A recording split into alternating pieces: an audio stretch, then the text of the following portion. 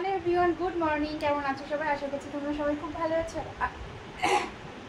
Sorry, আমিও কিন্তু ভীষণ ভালো আছি।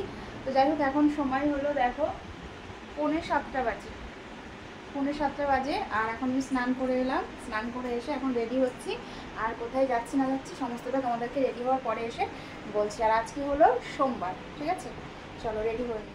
এই যে কুর্তিটা দেখছো, এই কুর্তিটা আমি ফার্স্ট টাইম পরলাম, মানে নতুন পরলাম। তোমরা আগে ব্লগে দেখেছো আমি যখন কিনেছিলাম, মানে এটা ছিল আমার বার্থডে গিফট। আর কুর্তিটা এত সফট, এত নরম না, মানে পরে জাস্ট ওয়াও। মানে দেখতে কেমন লাগছে আমি বলতে পারবো না, তবে কিন্তু পরে ভীষণ মজা।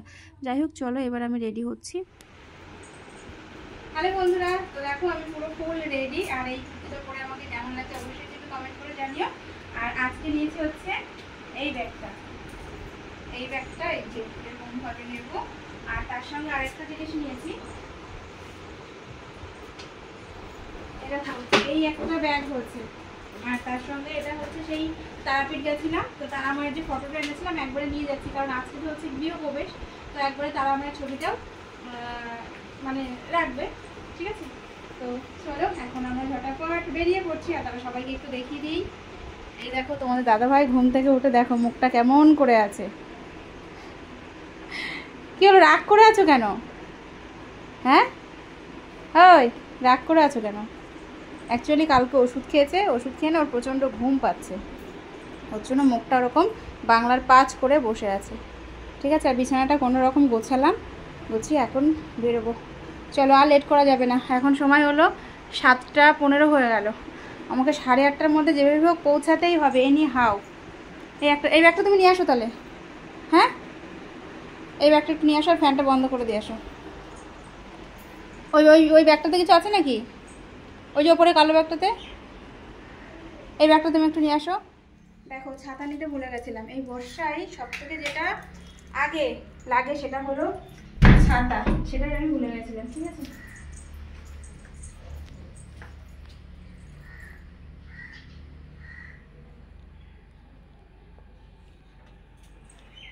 আর এইদিকে দেখো এই ব্যাগটা হচ্ছে, এই ব্যাগের মধ্যে রয়েছে ফল, রয়েছে মিষ্টি, আর রয়েছে হচ্ছে একটা কুমড়ো, ঠিক আছে? কী কী ফল নিয়েছি সেগুলো তোমাদেরকে যদি পারি তুমি শেয়ার করবো, না নিয়ে যাও। চলো পরে আবার আসছি। বাপরে বাপ, দেখো টুকটাক করে গাছের থেকে মুখে পড়ছে জল। আমার সোনা বাবা দেখো কি সুন্দর, তারা আমাকে একদম বুকে জড়িয়ে ধরে নিয়ে যাচ্ছে। চলো সামনে যেয়ে ফুলের দোকানে আবার দাঁড়াতে হবে, কারণ গোপালের জন্য একটা মালা নিতে হবে, রজনীগন্ধা ফুলের মালা, ঠিক আছে? চাঁদপাড়া থেকে নেব। আর একটুখানি গেলেই, আর ওই 5 মিনিট রাস্তা গেলেই চাঁদপাড়া পৌঁছে যাবো। দাদাভাই মালা নিয়ে আসছে। ভেবেছিলাম টবাজার দাঁড়াবো, আমরা তো চাঁদপাড়াতে মালা পাইনি, কারণ হচ্ছে দোকান বন্ধ। তারপরে বনগাঁতে একদম গেটের পাশেই পেয়ে গেছে। এখন যাচ্ছে চা খেতে। চা খেয়ে নাও বন্ধু, চা খেয়ে নাও। আরে ঘুমটা কেটে যাবে, ঘুম কাটবে, চা খাও। চা খেলে ঘুমটা কেটে যেত। এই যে মালা, হ্যাঁ এখন বানিয়ে দিল না? বানানো ছিল ছিল ছোট সাইজ তো। এখানে ধর, কত নিল? 60 টাকা। এইবার চলে এসেছি আমি টবাজার। এখান থেকে নেব হচ্ছে বাটার। আমার দাদা 2 দিন আগে আমাকে বলে রেখেছে যে তুই আসার সময় বাটার নিয়ে আসবি আর তার সঙ্গে নিয়ে আসবি ফুলের মালা, আমি তোকে টাকা দিয়ে দেবো। তবে এইটুকু আমি বুঝেছি, ও ফুলের মালা বাটারটা নিয়ে আসতেই পারতো, কিন্তু এটা আমার সকাল সকাল নিয়ে যাওয়ার জন্য। কারণ খুব ভালো মতো জানে যে ওরা আমি সকাল সকাল ঘুম থেকে উঠি না। এমন একটা দায়িত্ব দিয়ে রাখবো যেটার জন্য ও তাড়াতাড়ি আসতে বাধ্য হবে। যেহেতু সকালবেলা ওই ধরো 8:52-তে পুজোর মধ্যে বসতে হবে, মানে 8:30টায় ব্রাহ্মণ চলে আসবে আমাকে বলে রেখেছে। এবার আমাকে তো পুজো শুরু হওয়ার আগে পৌঁছাতে হবে, যেহেতু গোপালের মালা তারপর হচ্ছে বাটার, এই দুটো তো লাগবেই। তো ওর জন্য বদমাইশি করে আমাকে বলে রেখেছে। আর প্রতিটা বাড়ি কিন্তু এরকম করে, সকাল সকাল নিয়ে যাওয়ার জন্য আমার কোনো না কোনো একটা দায়িত্ব দিয়ে রেখে দেবে, যেটার জন্য আমার মানে আগের দিন রাত থেকে ঘুম হয় না। আর ভোরবেলা উঠে আমি মানে সেই কাজটা হওয়ার আগেই আমি পৌঁছে যাই। যাই হোক, অনেকক্ষণ আগেই পৌঁছে গেছি। আর দেখো এদিকে পৌঁছেই তো এদিকে পুজো তোড়জোড় চলছে, ব্রাহ্মণ চলে এসছে। আমি যাওয়ার ওই আধা ঘন্টা মতো আগে, আমি ওই 9:45 নাগাদ পৌঁছে গেছি। আর এখানে মা পড়ছে আলতা। ওই যে মা আই তোকেও একটু আলতা পরিয়ে দেবো, আমি বললাম আমি তোমাকে পড়াই। মা বলছে না, তো ওরা নিচু হয়ে বসতে হবে না, আমি পড়ছি, চল তোকে একটু পরিয়ে দিই। আর যে শাড়ি, তারপরে বাবুর জামা, দাদার মেয়ের জামা, প্যান্ট, সেগুলোই দেখালাম। সবার তো ভীষণ ভালো লেগেছে, পছন্দ হচ্ছে। আমাকে বকাবকি করছিল কেন নিয়ে আসলি, তবুও বলো তো নেমন্তন্ন করেছে, না নিয়ে গেলে হয়। আরেকটা কথা হচ্ছে কি বলো তো, মা আর বাবা দুজন যেত, মানে আমার শ্বশুরমশাই শাশুড়ি মা, কিন্তু দুজন যেতে পারলো না। আমার ভীষণ খারাপ লাগছিল, কারণ হচ্ছে বাবা ওই যে আগের দিন ছাদে পড়ে গেছে। হে কৃষ্ণ বল, হে কৃষ্ণ করুণা সিন্ধু দীনবন্ধু জগৎপতি গোপীশা গোপীশাকান্ত রাধাকান্ত নমস্তে।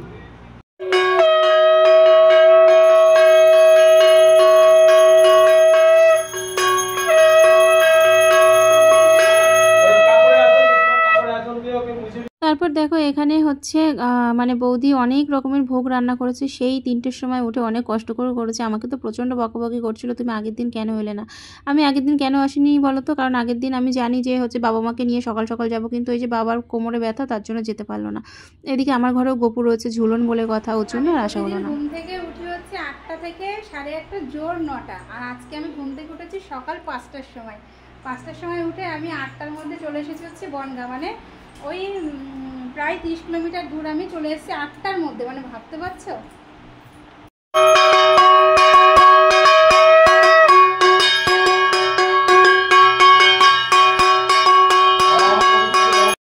দেখো পুজো প্রায় শেষের দিকে, এখন হবে হচ্ছে হোম, যেখানে হবে হোমযজ্ঞ, আর এখানে হবে হচ্ছে দুধ উতলানো। দুধ উতলানো নিয়মটা আমি দেখিনি, আজকে দেখবো। এইটুকুই দুধ দেবো, যাও দেখি। এটা কি ও দেখ, গৃহপ্রবেশে কি দুধ উতলানো হয়, নাকি গৃহপ্রবেশের জন্য হয়, নাকি গোপাল প্রতিষ্ঠিতের জন্য হয়? গৃহপ্রবেশে, গৃহপ্রবেশে না। তারপর এইবার হবে হচ্ছে দুধ উতলানো। তো দেখো পাটকাঠিগুলো মানে ফ্রেশও রয়েছে, তো আমি মাকে বললাম একটু বেছে দাও, কারণ না বেছে দিলে এরকম চারিদিকে আগুন হয়ে যাবে। তো মা দাদা বাচ্ছে, বৌদি ওইদিকে দুধ উতলাচ্ছে। এই নিয়মটা আমি কখনো দেখিনি, আগেই তো শুনলে, ভীষণ ভালো লেগেছে। অ্যাকচুয়ালি আমার বিয়ের আগেই তো ঘরে ওটা রয়েছে, ওর জন্য আমি কিছু জানি না বা দেখিনি। যাই হোক, তারপর দেখো ওইদিকে হোমযজ্ঞ হবে এখন, ব্রাহ্মণ সব কিছু রেডি করছে। এই দেখো ঠাকুরমশাই সব কিছু রেডি করছে, আর বৌদির দিকে দুধ উতলাচ্ছে।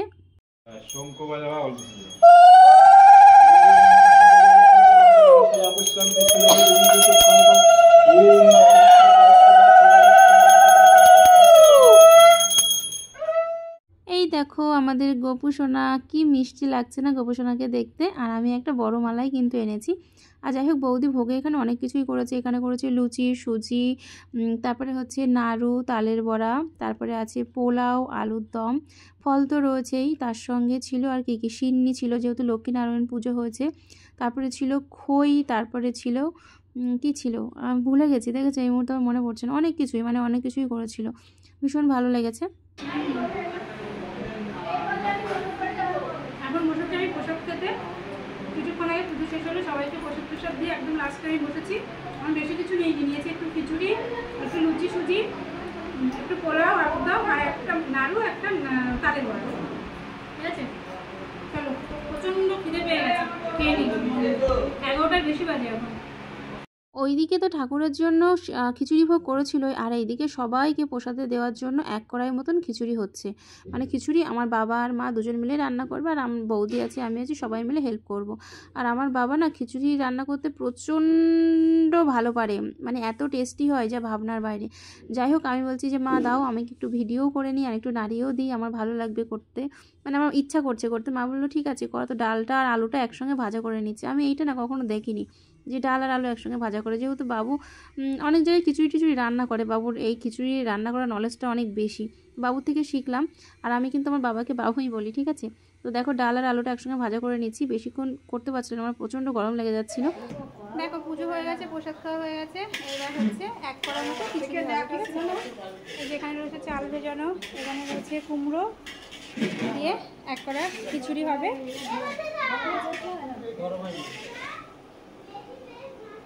একটা বড় বাড়ির মতো হয়ে গেল এখন, এখানে খিচুড়ি রান্না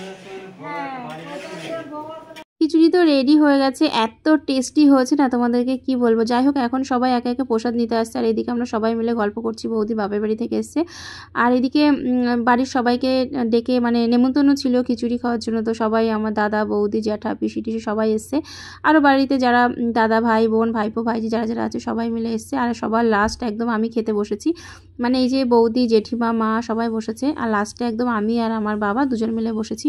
আর হেভি টেস্টি হয়েছে, মানে এখনই আমার খেতে ইচ্ছা করছে। এটা তো দুদিন পরে আমি ব্লগটা দেবো। তো যাই হোক তারপরে অনেকক্ষণ রেস্টের পর তারপরে এলাম 1 কাপ চা হাতে নিয়ে তোমাদের সামনে। এখন এসছে বোন আর বোনাই, এই যেটা হচ্ছে আমার পিসির মেয়ে, আর এসছে সঙ্গে হচ্ছে বোনাই। ওরা সন্ধ্যাবেলায় ঢুকেছে, তো একটু প্রসাদ দিয়ে দিলাম খিচুড়ি, আর একটু আদা দিয়ে চা বানিয়ে দিলাম। বললাম দুধ চা করি, বলছে না না একদম না, একটু আদা চা কর, আমরা খেয়ে বেরিয়ে যাব। যাই হোক ওরা খাওয়া দাওয়া করে বেরিয়ে গেছে। আর এদিকে বৌদি কিন্তু রাতে রান্না বসিয়ে দিয়েছে। এখনও বেশ খানিকটাই খিচুড়ি রয়েছে, তবে রাত্রে আর কেউ খিচুড়ি খাবো না। এখন ওই একটু আলু সিদ্ধ দেওয়া হয়েছে, মুগ ডাল, আর তার সঙ্গে পটল আলু পনিরের তরকারি। তো আজকে ব্লগটা কেমন লাগলো জানিও, টাটা।